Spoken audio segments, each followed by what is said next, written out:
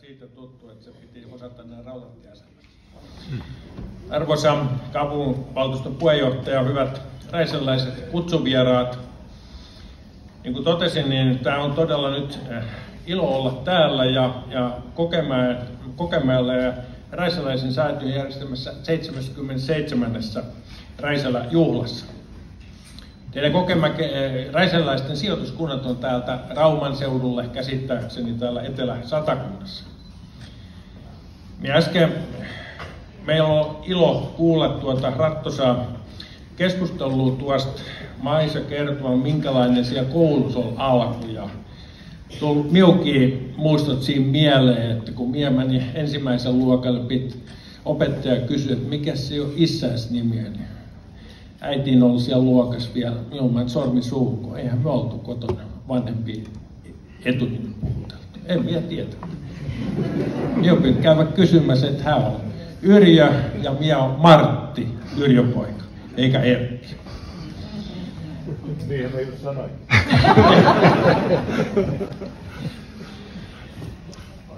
Entinen Räisälä onkin tuttu paikka.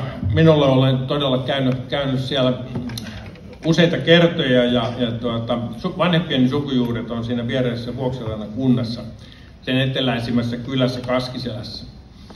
Monesti olen kulkenut Josef Stenbeckin suunnitelman kirkon ohitse matkalla Vuoksenrannan itäisiin kyliin, Härkorpeen ja Oravankytöön siinä, kun sisäiset liikenneyhteydet olivat poikki. Suurkuntia pirstottaessa asioinnin lisääntymisen myötä myös Vuoksenrannan seurakunnan ja kunnan rajoista käytiin vilkasta keskustelua 1900-luvun alussa. Itäisten kylien liittyminen Räisälään olisi ollut yksi mahdollisuus asiointimatkojen lyhentämiseksi, mutta ilmeisesti te räisäläiset ette halunneet meitä näitä kahta kylää mukaan, koska se olisi merkinnyt kahta pappia seurakuntaan, niin se olisi ollut seurakunnalla liian kallis. Tämmöistä muistelen, en ole ihan varma asiasta. Olihan sieltä Räisälän kirkolta matkaa Härkorpeen, siis Vuoksenrannan rajalle vain 12 kilometriä. Ja uusi kunnan raja tuli sitten pirstomaan vanhan kokonaisen kylän siinä. Omat talonpoikaiset sukujuureni ovat vahvasti Kannaksen Mullassa ja taljat olivat asuneet Vuoksenrannan Taljalan kylässä ainakin 1600-luvun alusta. Ja sitten, mikä liittyy Käkisalmen lääniin, niin siellä, johon Räisälä kuului, se kuului ainoastaan Ruotsiin noin 100 vuoden ajan. Ja vuonna 1618 Stolbovan rauhassa se liitettiin Ruotsiin. Ja pitääkö paikkansa semmoinen sukukirjassa ollut tieto, että Räisälä läänitettiin nopeasti Kustaa II Adolfin sotakomissaarille kannaksalaiselle Erik Tranalle. Saman henkilön sotaponnistelut olivat kuitenkin niin ansiokkaita, että Kustaa kuningas läänitti hänelle vielä Kirvon, Jantulan ja Yläkuunun kylät vuonna 1632, ja tämän seurauksena toinen esivanhempieni suku, Jantuset, menettivät maansa ja muuttivat turhan iskuroinnin jälkeen sitten Helisevänjärven rannalta Jantulan kylästä 25 kilometriä etelämmäksi tulevan Vuoksenrannan Kaskiselän kylään. Ja siinä, niin kuin kirkossa kuulimme, niin teidän räisäläisten toinen evakkomatka oli traaginen ja 80 räisäläistä menehtyi sitten Elisenvaaran pommituksissa kesäkuun 20. päivänä 1944. Samana päivänä menetettiin Viipuri ja Simolan aseman pommitusten toinen päivä osui siihen samaan ajanjaksoon. Oli muistamassa sodan uhreja vuosi sitten Savonlinnan hautausmaalla järjestetyssä tilaisuudessa, ja se oli todella mieleenpainuva tilaisuus. Räisälän seurakunnan kirkkoherra J.T. Helasvuo kuvaa siirtoseurakunnan lakkauttamisraportissa tuomiokapitulle 27. päivä tammikuuta 1950 seuraavaa palusta syksyllä 1941 Räisälään. Kaikkialla näkyy sodan ja vieraan majailijan jälkiä. Aukealle oli vieras asettanut kuvapatsaitaan ja koristellun puhujalavan. Vuoksenrannassa oli kirkon saarnastuoli tuotu keskelle hautausmaata puhujalavaksi. Suurempi kirkonkello oli ripustettu telineeseen kunnantaloa vastapäätä. Pienempi löytyy sitten myöhemmin Antrian kirkonkylästä. Hautausmaa oli häväisty, sen hautakiviä saattoi tavata pitäjän keskukseen siirrettyjen talojen kivijaloista. Entisiä hautakumpuja oli tasoitettu ja niihin istutettu perunaa ja juurikasveja. Muun muassa vanhan kirkon muistomerkki oli poissa ja kauan tietymättömissä, kunnes se havaittiin sijoitetuksi Kelian taistelupaikalle Sakkolaan. Te räisäläläisten esi-isät vanhemmat olitte Keliassa puolustamassa maatamme talvisodan aikana. Naapuri oli näin tietämättään joutunut antamaan tunnustuksen myös räisäläisille Keliassa kunnostautuneille miehille tällä omalaatuisella tavalla.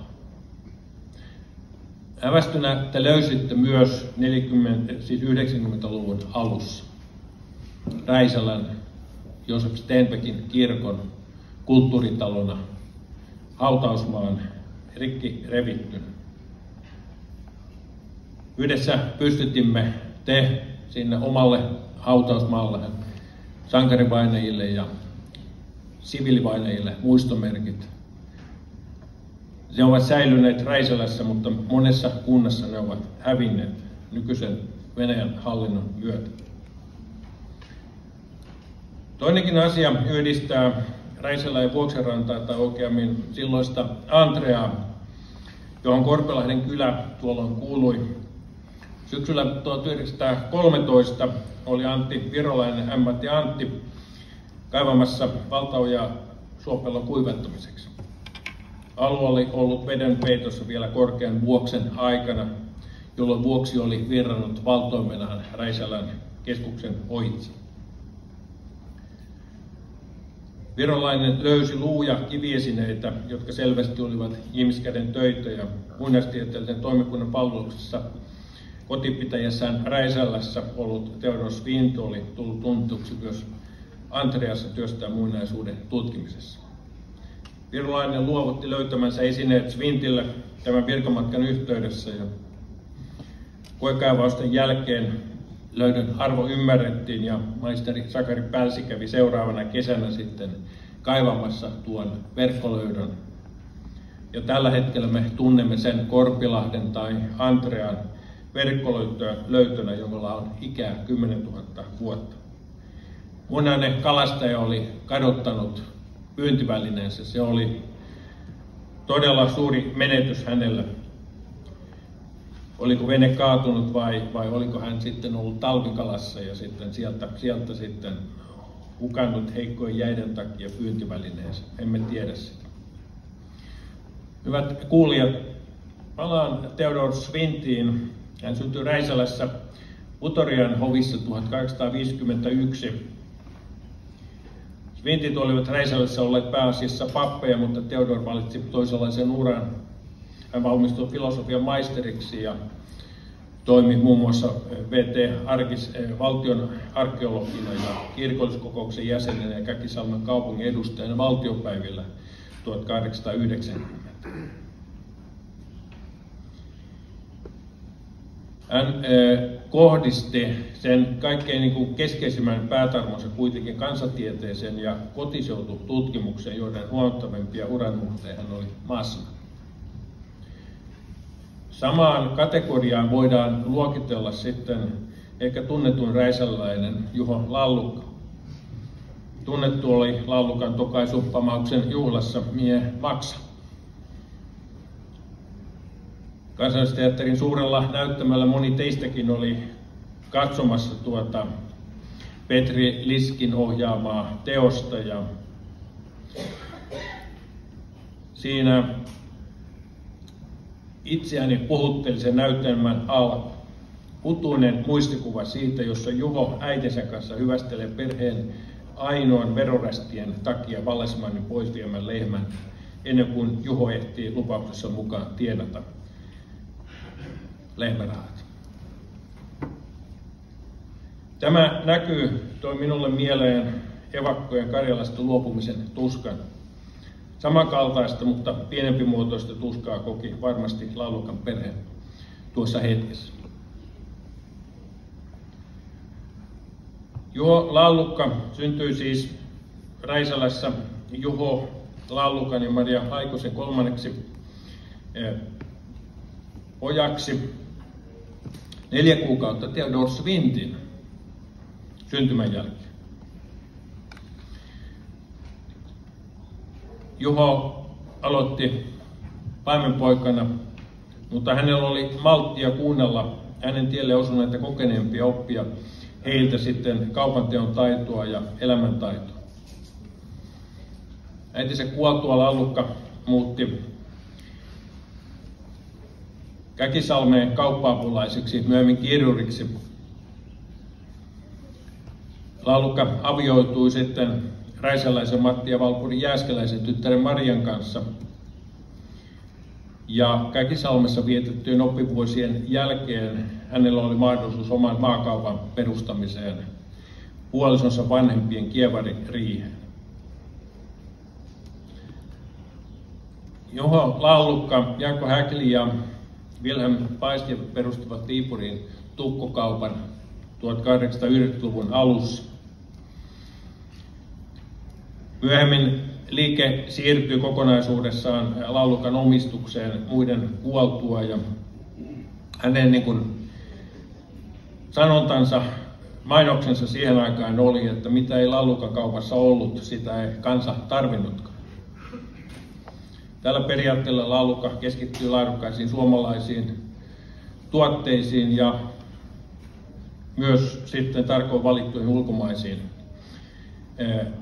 tuontitavaroihin. Tukkukauppa laajeni Helsinkiin asti. Se, mikä kuitenkin halusin Lallukan tuoda tässä yhteydessä esille, oli hänen tärkeimmät ja pysyvät ansionsa kansansivistystyössä. Me kävimme tässä keskustelua koulusta ja koulun aloituksesta ja sen mukanaan tuomasta resurssista sitten kehittää itseään ja olla mukana yhteiskunnan kehittämistyössä. Hän ymmärsi tuon kokonaisuuden. Hän oli kokenut niukkuutta lapsuudessaan. Viipurin valtuustonkin hänet äänestivät Pamausseuran jäsenten ohella työväenyhdistyksen jäsenet. Hän oli siis koko kansan ymmärtäjä. Hän osallistui aktiivisesti nuorisoseurojen, kansanopistojen, teatterialan ja työväenyhdistysten toimintaan. Maria Lallukka lahjoitti sitten säädekirjassaan Viipurin uuden kirjaston peruspääoman. Tänäkin päivänä Maria ja Juhon visionäärisyyden ansiosta Helsingissä toimii edelleen Lallukan taiteilijakoti säätiö. Kansansivistys oli Lallukan erityisen huomion kohteena ja hän oli perustamassa Kannaksen ensimmäistä kansanopistoa Uuden kirkon Kanneljärvelle. Ja sitten syntymäpitäjänsä Räiselän Lallukka, niin kuin tunnetusti, perusti sitten kansanopiston vuonna 1908 ostamaansa Pudorian hoviin, jossa siis Theodor Svint oli syntynyt 4 kuukautta häntä varten. Lallukka tukikin puolensa kanssa kansanopiston toimintaa kuolemansa asti vuoteen 1913. Ja Lallukka hallitsi myös yhdessä viipurilaisen kauppias Juho Hallenbergin kanssa Räisälän hovia. Maria myi sen kuitenkin sitten puolensa kuoltua kunnalle. Ja pitääkö paikkansa, että Ivaskan ja Räisälän hovien näiden kartanojen päärakennukset edelleen pystyssä, mutta että sitten Pudorian hovin eli kansanopiston päärakennukset ja rakennukset ovat tuhoutuneet. Niin kuin tässä mun puheessani on käynyt ilmi, niin mä oon aika lailla kiinnostunut historiasta ja mistä tulemme. Vielä yksi näkökulma Räisälään ja omaan sukuun. Selailin kirjahyllystäni löytämäni Räisälän kansanopiston historiikkia vuodelta 1958 ja sen oppilasluetteloa ja löysin heti ensimmäisen lukuvuoden 50 oppilaan joukosta äitini isän veljen Tuomas Jantusen. Hän toimi myöhemmin kansakoulun opettajana ja innokkaana raittiusmiehenä. Ja äitini isä Juho kävi saman opiston sitten vuosina 1915–16, eli 7 vuotta veljensä jälkeen. Ja kuinka ollakaan kotini albumista löytyy kuva samalta vuodelta, samanlaisessa tanhuasuussa nuoret naiset ja miehet sitten siellä kun sitten on siinä vuosikirjassa. Siis Lannukka oli kansansivistystyön edistäjä Suomessa. Ja Räisälän kansanopistohan muutti sitten tänne Kokemäelle lähelle Peipohjan asemaa. Ja kielteinen julkisuus vaikutti osaltaan siihen, että oppilaitos menetti sitten valtion avustuksensa ja kansanopiston asemassa vuonna 2008. Ja haettiin sitten seuraavana vuonna konkurssiin. Hyvät räisäläläiset, tässä päivässä huolemme on karjalaisen kulttuurin jatkuminen hajallaan asuvan heimomme keskuudessa. Mikkelin karjalaisten kesäjuhlien seminaarissa asiantuntijat vakuuttivat karjalaisen kulttuurin säilyvän myös seuraavien sukupolvien aikana. Kulttuurin ylläpito vaatii kuitenkin taloudellisia resursseja. Valtion taloudellinen tuki kulttuurilaitoksille ja järjestöille vähenee. Tämä on näkynyt myös Karjalan liiton saamassa valtion rahoituksessa. Karjalaisen kulttuurin säilymisen perustat ovat kuitenkin meillä omissa perheissä. Tarvitsemme kulttuurin säilytystyöhömme jäsenyhdistyksessä ja liitossa innostusta, tukea perheitä, mutta myös mesenaatteja, tämän päivän lallukoita, jotka ovat valmiita panostamaan esi-isiemme perinteen tallentamis- ja uudistamistyöhön. Karjalan liitossa olemme uudistaneet käytössä olevia tietoteknisiä ohjelmia ja välineitä paremman jäsenpalvelun ja henkilöstösäästöjen aikaansaamiseksi. Seuran jäsensihteereille uuden työkalun käyttäminen on ollut aluksi haaste. Siis puhun jäsenrekisteristä, mutta toivomme saavamme nopeasti hyötyjä siinä nopeutuneen ja parantuneen palvelun avulla. Tilikartan uudistus puolestaan mahdollistaa toimintakohtaisen talouden hoidon tästä vuodesta alkaen. Tämä auttaa sitten meitä arvioimaan, mikä liiton toiminnassa on tarkoituksenmukaista tukea teitä täällä omassa järjestötyössä. Oman kotiseurani Vuoksarantaseuran perustajäsen professori Tatu Vanhanen pohdiskeli kesällä 1971 seuran perustamisjuhlassa, onko jokaisen sukupolven oma asia, haluavatko he pitää itseään karjalaisina vai haluavatko he hiljalleen unohtaa isänsä ja äitinsä maan. Voimmeko vanhempina ja isovanhempina vaikuttaa kulttuurin siirtämiseen seuraaville sukupolville, niin kuin vanhemmin totesin. Karjalan liiton jäsenmäärä on laskenut jo pitkään. Meitä aktiiveja toimijoita on edelleen noin 16 300 seurassa. Kaikki seurat tai niiden jäsenet eivät ole valitettavasti Karjalan liiton jäseniä. Vuosittain liitto saa uusia jäseniä ilahduttavasti 1000, mutta poistuma on tätäkin suurempi. Realistisesti uudet jäsenemme ovat elämän ruuhkavuodet taakse jättäneitä. Ikääntyessä juuret kiinnostavat entistä useampaa. Toivomme kaikki heidät ja teidät, hyvät juhlayleisö, mukaan karjalaisen kulttuurityöhön. Karjalaisen kulttuurin valmisen siemen tulisi kuitenkin kylvää nuoriin karjalaisiin jo lapsuudessa. Meidän vanhempien ja isovanhempien tehtävä on kertoa lapsille ja lapsenlapsillemme karjalaisten tavoista ja suvun tapahtumista. Tähän tehtävään haastat teidät kaikki mukaan. Tänä päivänä etsimme Karjalan liitossa mahdollisuuksia uuteen yhteistyön karjalaisten nuorten järjestöjen kanssa.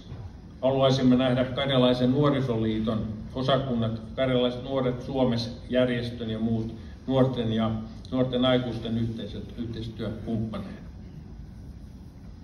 Vastakkainasettelun sijaan on tavoitteemme pohtia, mitä voimme tehdä yhdessä eriytymisen ja vastakkainasettelun sijaan.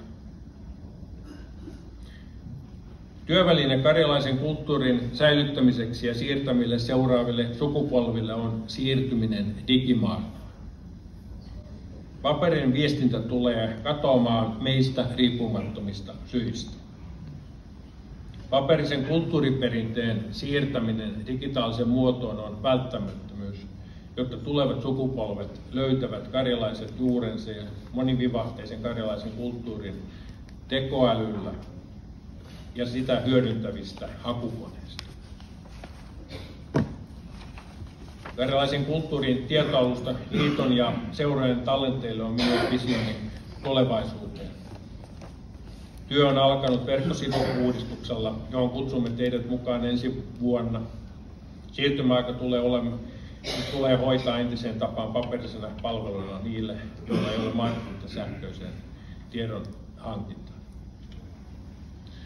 Hyvät karjalaiset kuulijamme, taipumme Karjalaan on ikuinen hiljentyä, muistamme tässä hetkessä esipolviemme luoksepääsemättömiä viimeisiä leposijoja.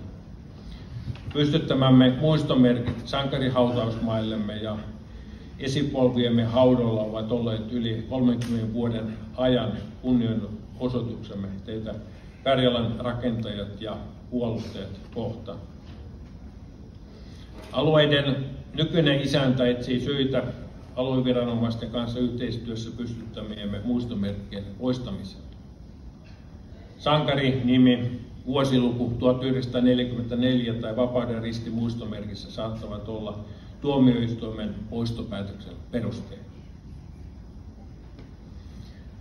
Kannustan teitä tekemään seuroissa ja tuttavien ja ystävien kanssa kotiseutumatkoja liiton sotavainien muiston valmisyhdistyksen kanssa tekemillä Karjalan sankarihautausmaat ja Karjalan hautausmaat sivustoilla.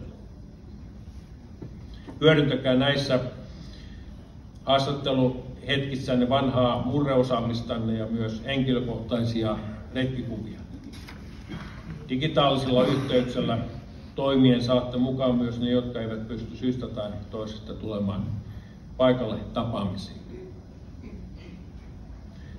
Karjalan liitto muiden evakkojärjestöjen kanssa kutsui kaikki suomalaiset liputtamaan huhtikuun 20. päivänä evakkojen muistoksi ja kunniaksi. Evakkojen liputuspäivänä myös tulevina vuosina kunnioitetaan sotiemme veteraaneja ja sotasukupolveja evakkojen ohella. Kunnioitamme kaikkia niitä, jotka ovat joutuneet jättämään kotiseutunsa pysyvästi tai väliaikaisesti sodan vuoksi. Erityisesti evakkojen liputuspäivänä nyt ja tulevaisuudessa nostamme esiin rauhan merkityksen epävakaassa maailmassamme. Kunnioitamme evakkojen työtä Karjalan jälleenrakentamisessa. Suomen jälleenrakentamisessa. Ylläpidämme historiatietoa Suomen sodista ja sotien vuoksi kotinsa jättäneistä evakoista tuleville sukupolville. Kunnioitamme evakkojen ja heidän jälkeläistensä lisäksi kaikkia kotinsa eri syistä vasten tahtoa jättämään joutuneita ihmisiä. Toivon teille menestystä, arvoisat räisäläiset, karjalaisen kulttuurin tallentamisessa ja siirtämisessä seuraaville sukupolville. Ollaan mukana kulttuurimme uudistamistyössä. Kiitos teille, räisäläiset.